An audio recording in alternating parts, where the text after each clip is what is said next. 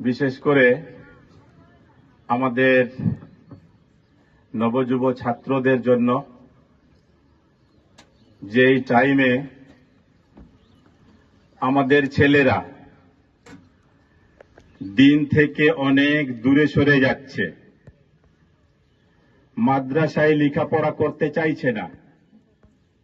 মাদ্রাসায় লেখাপড়া করলেও তাদের মুড মস্তিষ্ক মাদ্রাসায় থাকে না, ওরা ফিজিক্যালি মাদ্রাসায় থাকে এবং মাইন্ডলি ওরা বাইরে থাকে।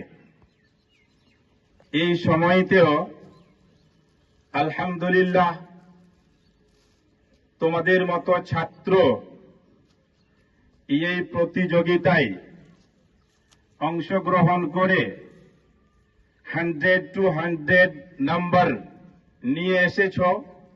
এটা আমাদের জন্য একটা ভালো সংকেত যে আজকের ডেড বডিতেও রূহ রয়েছে। আলহামদুলিল্লাহ, আমরা আজকেও যদি চেষ্টা করি তাহলে আমাদের সমাজের ছেলে মেয়েদের মধ্যে আজও আমরা ইসলামিক রূহ, স্পিরিট এবং ইসলামের আলো সঠিকভাবে ভরে দিতে পারবো ইনশাআল্লাহ।